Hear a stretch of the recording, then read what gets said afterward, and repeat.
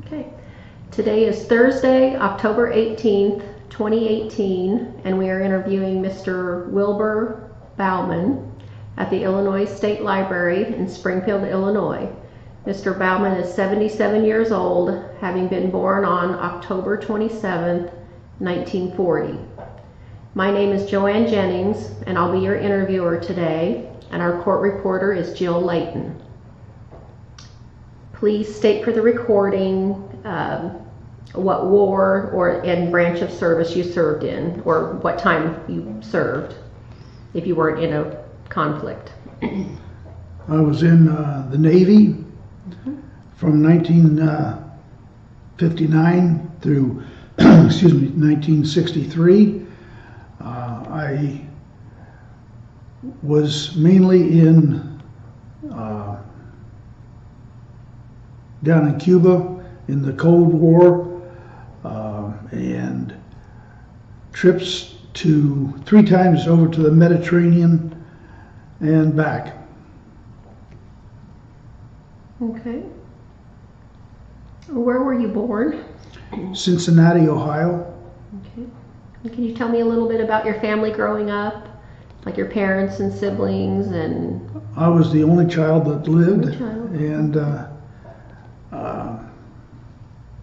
my father and grandfather were general contractors, and my grandparents on one side was a farmer.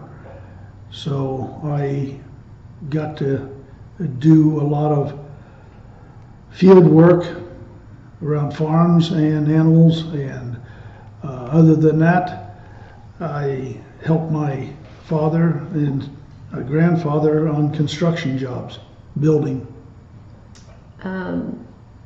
Were any of them in the military? Did you have any family members that were military? My grandfather was in World War I and World War II, and had 7 ships blown out from underneath of him. And my stepfather was in the Second World War and received 2 Bronze Stars and 1 Purple Heart, and he served over in the European theater. Did they both make it home? Or? Yes, they did. Good, good. So before you entered service, what were you doing? You were doing farm work, and is that right? I was working at Baumann Piano Company in Cincinnati. And then I quit that and then joined the service. Enlisted? Enlisted, yes. And how old were you when you... 19. 19, okay. What rank did you achieve? E4. You said you were Navy. Yes. Correct? Did they Aviation electrician. Aviation electrician? Yes. Flight deck troubleshooter.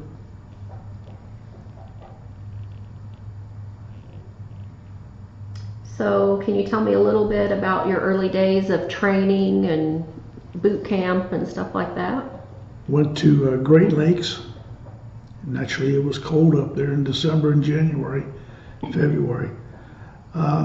Excuse me. And went from there after it was basic training.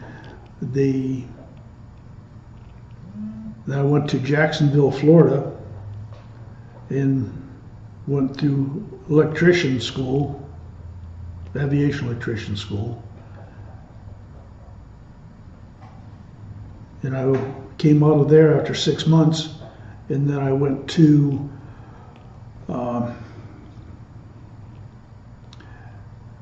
about 2 weeks in the squadron, and they turned around and sent me to another, what they call an A school, which was how to work on jet aircraft.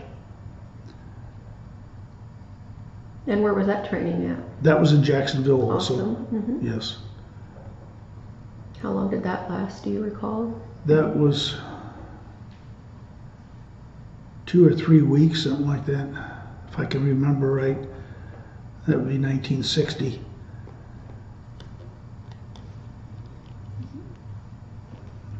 How did you feel when you when you enlisted and like entered to go away? Were you nervous? Were you excited? What was it like going? Do you recall? No, it was just another. Things like that never excited me. You know, just took it one day at a time. Mm-hmm. And after that, and I went to back to the squadron, and I was, after a few months, they sent me to a C school, which was, or maybe A school, I can't remember what it was, that was for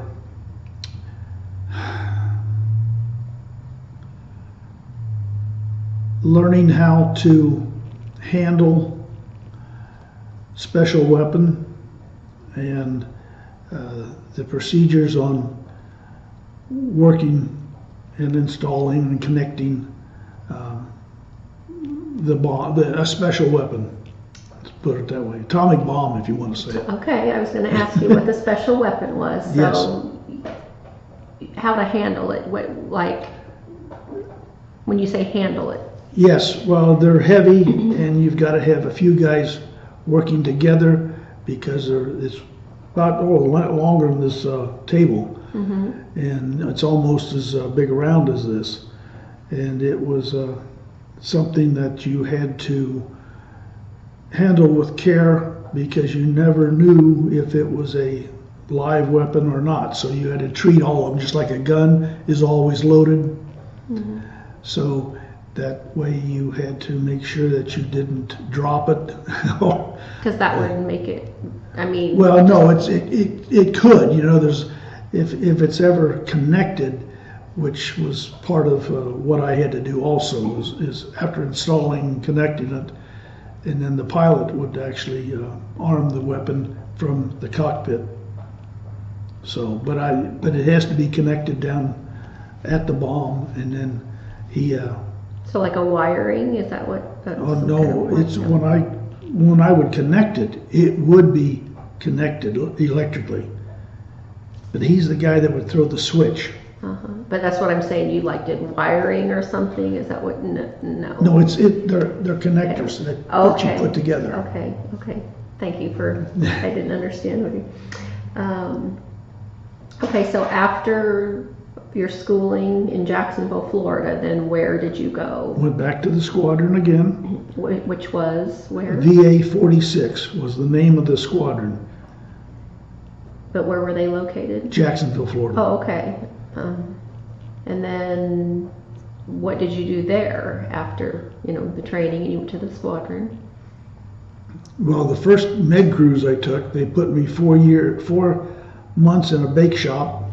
And you said med cruise, Mediterranean? Mediterranean, mm-hmm. Yes. So that lasted that long, and then when that was over, then they put me back up on the flight line. A bake shop? Bakery. So you were a baker? Did you work in the bake shop? That's what they called mess cooking. Uh-huh. It's just like, trying to think how to, compartment cleaning or whatever, as far as cleaning the barracks or whatever. Mm-hmm. That would be one type of job. This was in the bake shop. So you did that on the boat? Yes, the ship? On the ship. Mm-hmm. And do you recall the name of that ship? Shangri-La. Shangri-La. Okay. Mm-hmm. And then after that, I went to the flight line, and I became a training petty officer for new men coming into the electrical shop, train them how to work around jet airplanes, and then I was also the flight deck troubleshooter, and every time planes were launched, I would have to go up and make sure that they were electrically sound and all the wires were connected and tested. I had a test kit that I would test each plane to make sure that everything was connected and operating correctly. And then I'd give thumbs up to the flight director and before the plane could take off. Where were these planes headed when they would? On the flight deck. But like when they would take off, where were they headed? Do you recall on that? No. No? No. Or you didn't know where they were headed? Didn't know. You didn't know, okay. My job was to get them off of there. Okay. So, you said that was on the Shangri-La and Mediterranean trip, and then after, do you know how long that? 6 months. 6 months. And then after that? We'd go back to Jacksonville, Florida. Okay. Then we would... And when you were back in Jacksonville, Florida, were you still... I was still... Were you on leave, or you active duty, or you were still working? Still working there in the electrical shop. Okay. And checking out the planes just as if they were on the ship. And then that's when we started having little conflicts in Cuba. So in 82, in 62 and then 63, that's when we were having problems with Cuba down there, and Dominican Republic and Haiti. Okay. So didn't get any medals or anything for them because they were, I really didn't see combat. But those were where the planes were flying when we were here in the States, if you want to call it the States. When you were in Jacksonville, Florida? Yeah. But were you on land then, or you were? When we went to sea, we were only on land for maybe 3 weeks, and then we'd go back to sea again. And that's when we were down in the islands. So you had one trip in the Mediterranean. 3. Okay, so what was the sequence, I guess? You went out, you came back, went out? Went out for 6 months, came back. We did additional flights. That's when they were taking pictures of the missiles in Cuba. These planes that were launching off of the planes, ship? the sister squadron, they had planes that shot flares up, and they took pictures of the missiles in Cuba. And so then that's where they would be on the ship with us.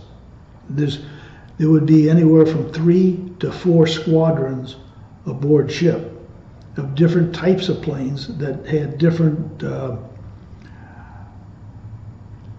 duties. And what were those duties? Well, the one plane was also a fighter, and it was a photographic plane. Our plane was a fighter and was designed for one special purpose. It did not fold its wings. That's how small it was. And it was designed just to carry missiles and the bomb. And it only held 100 rounds of ammunition, which took about 4 seconds to shoot. Wow. So they weren't a real fighter. That was only for protection. The pilot. Was there just the pilot on that Yes. particular plane? One Just plane, one pilot. One pilot. And that One was it. engine.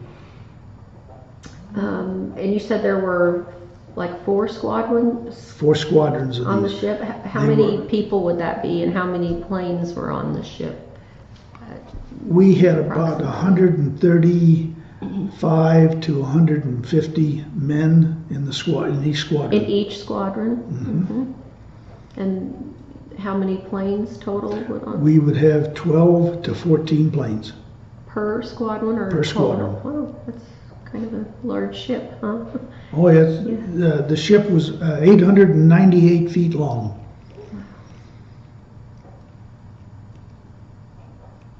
So Mission 3 in the Mediterranean, what entailed when you were on that one? Or like that was the one just before I got out, and I was back in the States and discharged in November the 19th, 3 days before Kennedy was assassinated. Okay. So that was the third trip to the Mediterranean. And in between time, in like early 63 and in 62 is when I was down in Cuba. Can you tell me a little, I was speaking with you earlier about your service, and there were some pretty tense times. Yeah. Can you talk about that a little? There was at least 2 times. Okay, the ship, the aircraft carrier, always had 1 to 2 planes with atomic bombs on them. Mm-hmm. And they were under military guard 24 hours a day. Mm-hmm. So they were there in case something were to happen, because you just didn't pick one of these bombs up and put it on a plane quickly and shove it out. It's loaded and ready to go. It's loaded and ready to go. Mm-hmm. So we had cases where twice that we actually had jets loaded with bombs, and they were armed, and they were on the catapult ready to launch.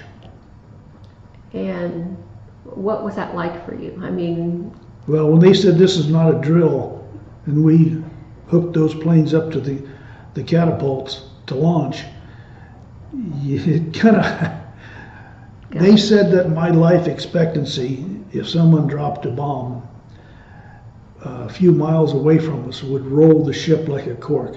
So my life expectancy was about 30 seconds. Because the wave from the atomic bomb. How far was the ship Shangri-La that you were on from Cuba? I actually got to go into Guantanamo Bay, which was on the island of Cuba itself, but it was still American territory. But when the planes were loaded with the atomic bomb, and you said that ready to go, I could not see it. You don't know how far you were from Cuba? No. So I was wondering like how long it would take to, fly there. And well, when they're traveling 450 miles an hour, it doesn't take very long to get from point A to point B. Can't imagine the tension. And did you say, so did that, how long of a time frame did that last? I mean, when they said this is not a drill, you had the planes ready to go. Was it something then? They brought them up on what they call the elevator, the plane and the men, and they come up to the flight deck, bring them out onto the surface of the plane, or surface of the aircraft carrier, and then they would take them over to the catapult launching site, which has what they call a sling and hooks, and those were done with steam, and so they would launch them about 1/3 of the distance or less, maybe 1/4 distance of the ship, and it would just shoot them right off the deck. They take off. When they told you this was not a drill and they had the plane ready to go, how long did it sit there before you like de-armed it or whatever, before they said, okay, we're not launching? Do you recall? No, I don't. Hours, days? Oh, no. Half an hour maybe, until they got the word to stand down. And do you know what caused them? I mean, Nope. What happened for this? When you're out there, you're just doing your job, They following just tell orders. you and you don't know what was taking place. And you said that happened twice? Twice, yeah. While you were on there? How far apart were those incidences? I think it was about a month, if that, maybe 3 weeks. And this was before Kennedy was assassinated. Oh, yeah. How Yeah. long before, do you recall? I don't know if that was the end of 62 or the beginning of 63. Mm-hmm. All I know is we were had the Russians that we could see trying to gain entrance into Cuba, and our destroyers would turn from us because we always had escorts protecting the aircraft carrier.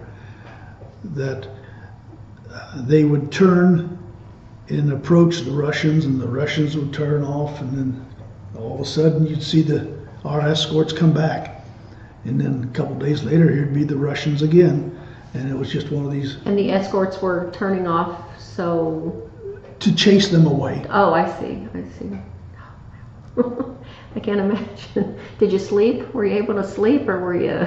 12 on, 12 off. But were you able to sleep, or were you too? Oh yeah, you were always tired. Oh. You know, when you're working 12 hours a day, and the planes had to have 30-mile-an-hour wind over the flight deck in order to launch. What were the temperatures like? Well, when I was down in Cuba, we were.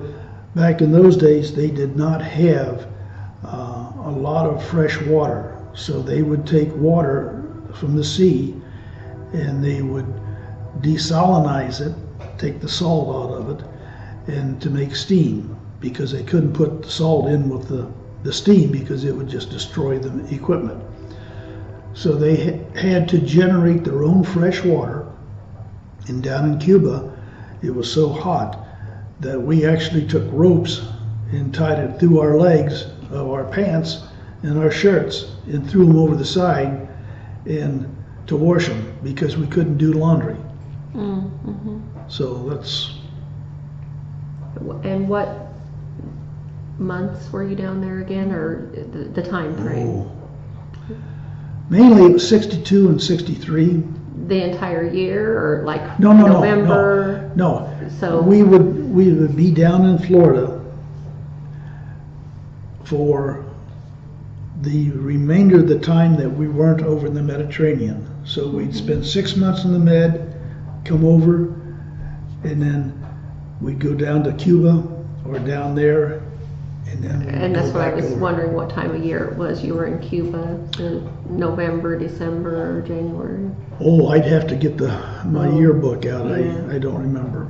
Yeah, just wondering what it was. And were you able, when you were on the ship, were you able to stay in contact with your family? Only through letters. Through letters? Mm-hmm. You could send and receive? Did you receive Yes. correspondence from home? And never any phone calls on the boat? No. Nope.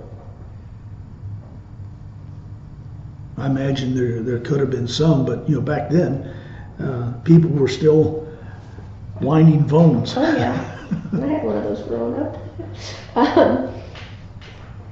How often did you receive like letters from home, or? Well, the first year, when I joined the Navy, I had been going with a girl for 4 years, and that broke up, and so that was just the first year, and then from then on it was just my mother, and that would be maybe once a month. Once a month, yeah.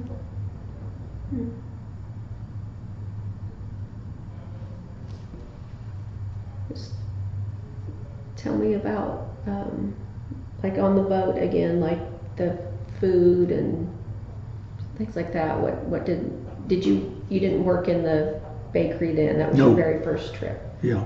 What did they serve you, and how was it?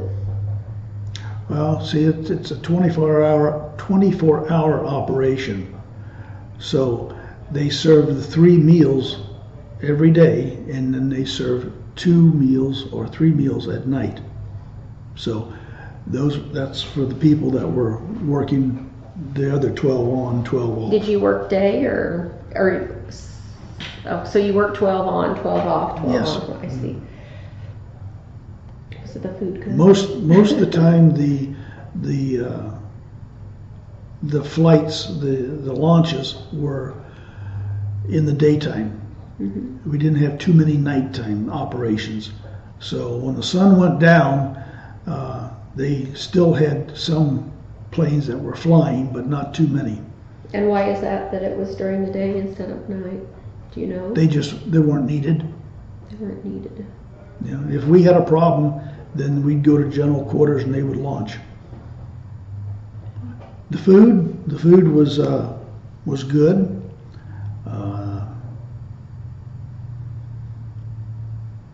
Aboard ship, that aircraft carrier was 3 boats in one, and they were connected with cables and so on, and they would fluctuate like this as the sea was rough. Mm-hmm. So you could stand in one of the expansion joints and your legs would go across, apart and so on like this, depending upon how rough the seas were. So normally it wasn't too rough with a ship that size, Mm-hmm. but you've seen pictures aboard, or pictures on news where what they call destroyers would play submarine half the time and go underwater. Mm-hmm. That's the way those were. That was pretty much on rough seas. Mm-hmm. And when we hit rough seas, we knew it. Mm-hmm. There was only one time we went through a hurricane off the coast of the Carolinas, and our flight deck was 65 foot off the water. And we had water coming over the bow. So that would be just water about knee deep going over the bow of the ship. I can imagine that. Yeah, that was frightening. Oh yeah, Yeah. It was a ship that size. You know, the guys on tin cans on destroyers, they actually had straps that they would strap themselves in and over their body, because on ships like that, the waves would come in and it would drop down and move sideways and then come back up. And if you didn't have the straps on, you'd fall right out of bed. But you didn't have to do that on the one you were on. But So, we had guys that still had their straps they'd come and go Mm-hmm. and transfer from one ship to another ship, and they had their straps with them. so were the accommodations overall on the ship, how were you comfortable? They were I anywhere guess? from 2 to 4 bunks high. Mm-hmm. One guy would be laying just about 6 inches up off the floor, Mm-hmm. and then about one knee. If you were to bring your knee up, you'd hit the guy above you in the back. Mm-hmm. So you just enough room to turn over, and then That was it. that'd be all the way to the ceiling of the boat, the ship. Were you comfortable on the ship? I mean, Only when they were not at general quarters. When they were at general quarters, they stopped all the ventilation because of bringing in outside contaminants from either any kind of weapon, as far as gas. what's general quarters? I guess I don't understand that. That's where everybody goes to their battle station. So if you were sleeping at that time, they would turn off, you're saying, the ventilation? They would, you better get out of bed. Oh, okay. When general quarters was sounded, that's when everybody went to their workstations. And that would be those, for instance, those 2 instances you talked about. Anytime they went to general quarters, even if we were not in... How often did that happen? Oh, they would do it maybe 3 or 4 times a month, A month? just for drill, for practice, Mm-hmm. to make sure everything was running right. What were some of your most memorable experiences during your service? When we were in flight operations, we had lost 3 planes, and they would hit the round down the end of the ship, and if they didn't come in for a landing, it hit the flat surface of the ship, then they would just break apart, explode. So you had to pick up pieces. During landing, this would happen? Yes, during recovery. Did the pilots make it okay? Or? We lost 2 pilots, and we had 2 pilots that got out okay. Did they just misjudge the landing? Or? One of them that they recovered him, and then he went up to the bow of the ship, and he hit a slick of hydraulic fluid. Mm-hmm. And when he hit the brakes, he slid in and slid off and went over and fell 65 feet into the water. And from there, he had his canopy open, and we watched him as he went by the ship, and he had blood coming out of his mouth, and he just went down with the ship. There's his aircraft. Never saw him, never recovered him. Things like that. And we had one guy that hit the round down, and he took off, and the plane went into what they call afterburner. That's when the big flames come out of it. Mm-hmm. And he put it in climbed up, and he ejected, and shortly after he ejected, the plane blew up in midair. So we had to pick up the pieces off the flight deck of the plane, metal and plastic or whatever. Were those the only casualties on the ship? Yes. That I knew of, you know. We had one guy that never did come back. He just took off and disappeared. With his plane? He took on the plane? He was launched. Uh-huh. It never came back. So we don't know if he went to Russia. Shot down? We don't know if he went to Russia or if he went into the water and never said anything or what. Because we don't get that information, you know. That was just what the... Is he listed as MIA then? Or do I have no idea. You have no idea? No. You don't know If he went to Russia, then he wouldn't be MIA. Well, I guess if he went voluntarily. Yep. I don't know, but that's what I meant. I Yeah, didn't know. we don't know. How they... Interesting. I think we asked this. Did you receive any medals or citations while you served? Just the good conduct medal. Good conduct? For undetected crime. I mean... Can you tell me about some of your friendships that you formed? Did you form any? Oh, there was not too many guys that were friendly. No? Yeah. Everybody had their own jobs. Can I go to the restroom? Yes. I guess we'll pause this. Okay, we're back from break, and we were talking about your friendships. So, you said guys weren't very friendly. Did you have any like recreation on the ship? Did you ever have leisure time or anything like that? There was when we were at anchor, like when we would stop at Istanbul or row to Spain or Greece or wherever we were, because we would make all the ports. That those were times where you had port and starboard. In other words, you had the port guys were like on the odd days, the starboard guys were on the even days. So that was their duty. While they weren't on duty, you could go off ship and go to Cannes, France, or wherever. I even got to go to Rome. And so at that time, it was like a leave. In other words, you had to get permission to get more off than one day. Otherwise, you'd go off ship, and you could have food and relations or whatever you want to call it. Right. And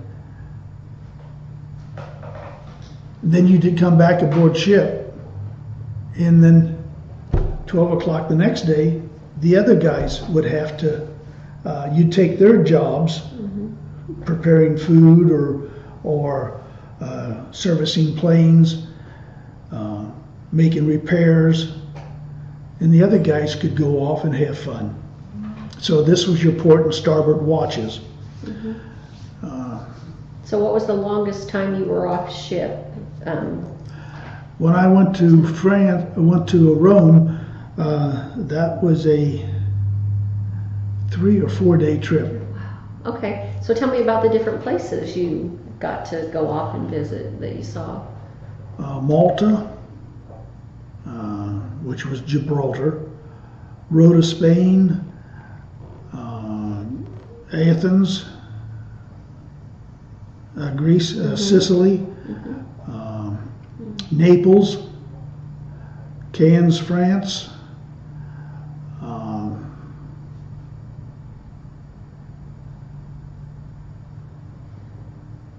I think that was just about all. Oh, Turkey, Istanbul, Turkey. And that's where they actually went up into the Black Sea waters. We didn't get into the Black Sea because that was Russia territory. But we were in the waters coming out of that. So that's when they stopped there, and we could actually see Asia Minor and so on, but you couldn't go over there. And you weren't allowed to make the transition into enemy territory. At that time, it was quite common that you did not mention Cuba, you did not take any American money with you, because they had signs in almost all the places of vote comunista, banners, and you had to watch what you said. You didn't say anything bad about the president or your military service, what you were doing. So, if you couldn't use American money, what would you do? How did you? Before you got off ship, they had money exchange points that you'd say, if I want a $20 bill, give me so many francs or so many lira, your money. So they would give you that money, and then that's what you would spend while you were there. But quite a few of the guys would take, where you're only supposed to take 1 or 2 packs of cigarettes, but you'd find guys, they were stuffed in their socks, they were stuffed in their shirts and belts and everything else, because a pack of cigarettes was worth quite a bit of money over there, especially when you were only being paid about $80 a month, depending upon what your pay scale was. And that pack of cigarettes like that could get you relations with a woman or whatever, So it just, whatever you could get out of it. People they would try to steal your watches, and they try to steal your hats and your cigarettes, and it was amazing. Did you buy anything and bring it home with you? I bought a chess set, a traveling chess set where the pieces were inside the box and it folded up, and I got that in Spain.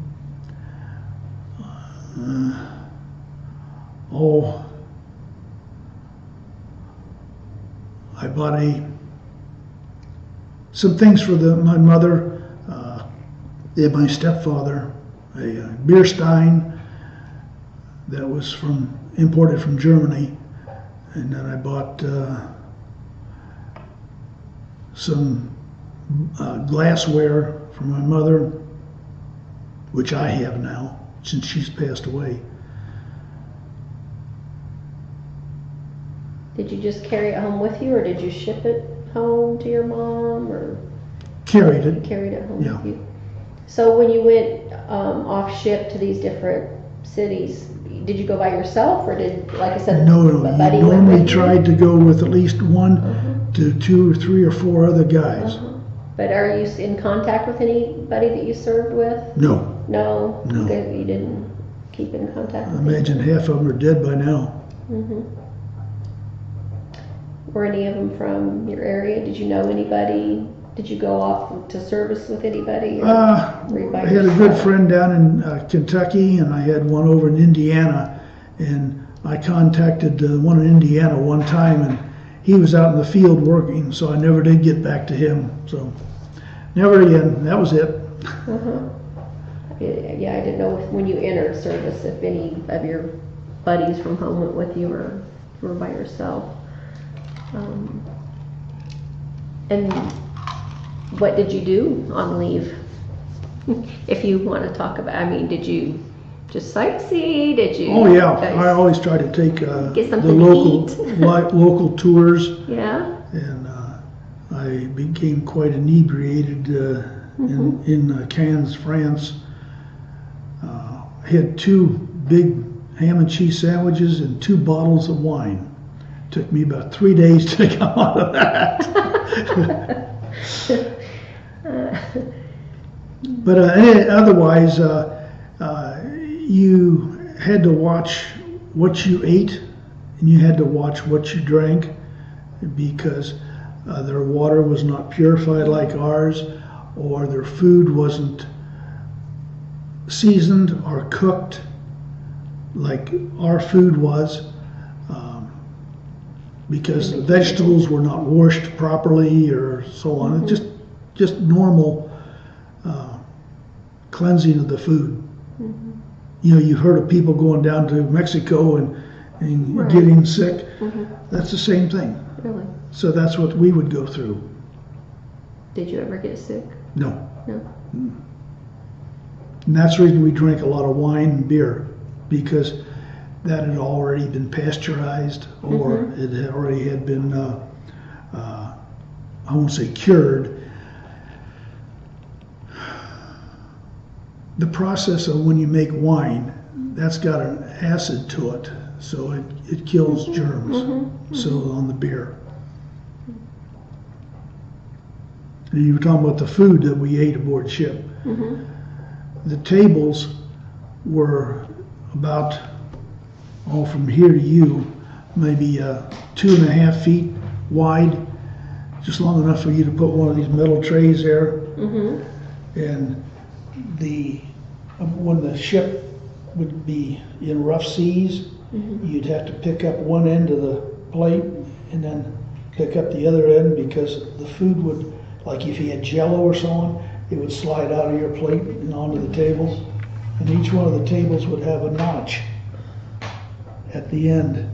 So when they washed it down, they washed the whole table down and all the food and everything else, and then they cleaned the floor. And that was how they did their housekeeping.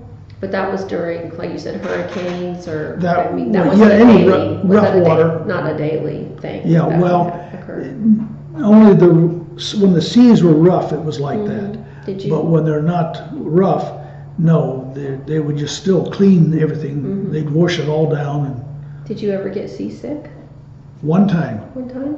yeah, the 3rd day out on that hurricane that I went through, How long did that hurricane last? about 4 days. 4 days. Yeah. And that was the only time you got sick.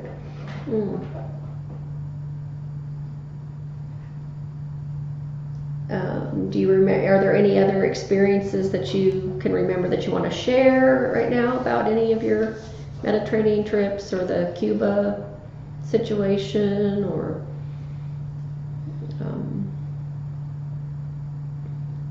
No. No, the trips that I would take were all sanctioned trips, as far as recommended by the ship, that you could go ahead and go on this tour, and you'd actually buy a ticket or so on, and you could purchase that through the ship, and that way you had a pass to get on. Otherwise, no, you just didn't go off on your own, because we had heard stories of guys that got hurt, if you want to say it that way. Okay. Don't know how they got hurt, as far as beat up or whatever, robbed, because you know, the American money was such that if you took $5 with you, it's like somebody out here right now having $1,000 bill in their pocket. Right. It's somebody wants it. Did anybody on your ship, you know, did they get hurt or anything, or you just heard this about others? We heard that there was one guy in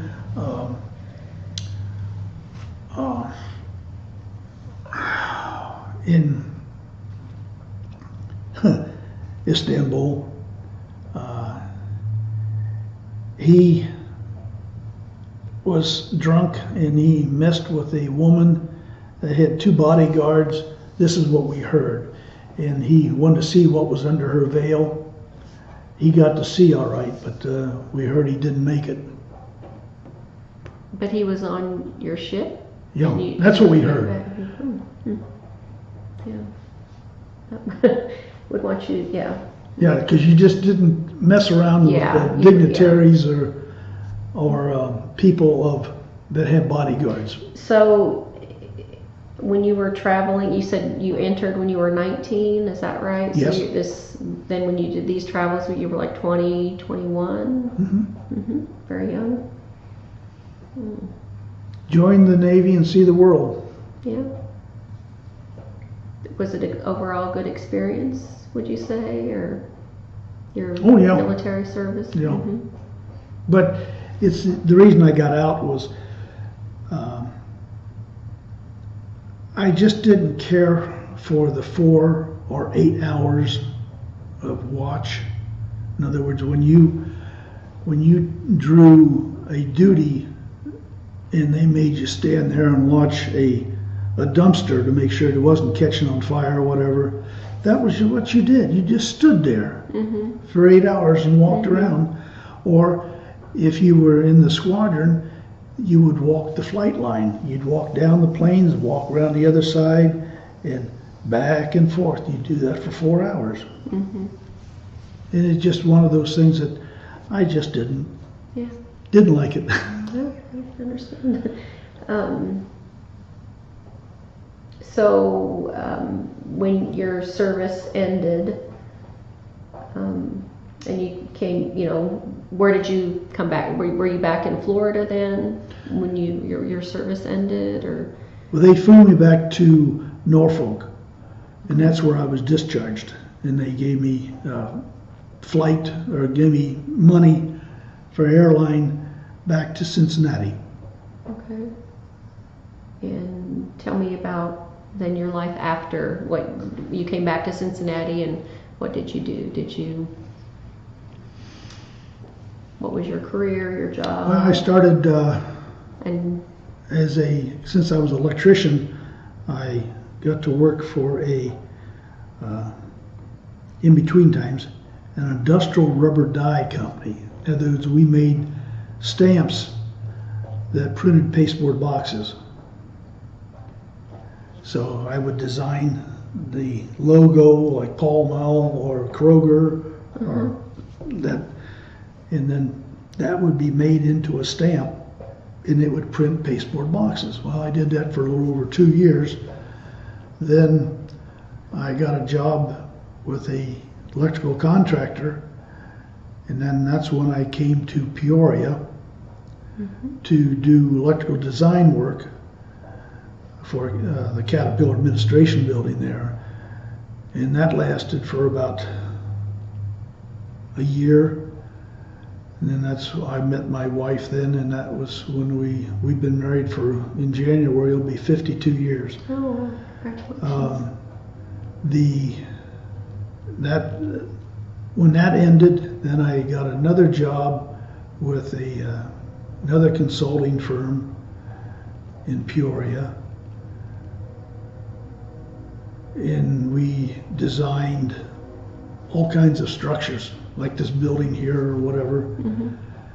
When I eventually was offered a position here in Springfield after spending 11 and a half years in Peoria, and they brought me down here, and I was working for the Secretary of State, Capital Development Board, and other architects. Mhm. And that lasted, and Illinois Bell at that time. And that lasted for about 13 years. Then I got another job with another consulting firm where I did more work for schools throughout the state, designing systems and putting in generators and doing all kinds of electrical work. In a lot of the buildings that you probably shop around here, Mhm. banks and so on, Mhm. and the schools, Mhm. I've done work in them. Done a lot. So, well, the one right here across from the Illinois Bell building between 5th and 6th, or 6th and 7th, 5th and 6th, there's you drive underneath of the building, underneath of the bank. Mhm. And that's what we used to call the bridge, because they built two up and then they made a Mhm. bridge out of it, Mhm. and you drive through it. But that was just one building. You So worked on. after doing that for 25 years, then I went to work for the IDPH, Illinois Department of Public Health, as a electrical inspector. And I would go around the whole state, which we had 432 facilities, and I was the only electrical inspector for all of them. And I would travel from a Monday to a Friday Mhm. and write up the reports. Mhm. And we would then have to probably go back out and inspect the job again to see that they corrected the items that we found that was wrong. Mhm. Because we had the ability to make them provide a fire watch, or to stop their operations and surgeries, or if they did not have a generator that wasn't working, we had to make them bring in a new generator, temporary or whatever. So they had to comply with the state statutes in order to. So your military training served you well. Oh, yes, It was yes. Your entire life then you Yep. dealt with it. That's If it great. wouldn't have been for that, That's great. I'd probably be shoveling coal. I don't know. Well, but have you gone on the military honor flight No, No. I'm supposed to go next year. next year? Good. Yeah, I filled the paperwork out, but they haven't notified me of what flight or when they're going to do it. Mhm. But that's good that you're going to go. Okay, is there anything else you would like to add, or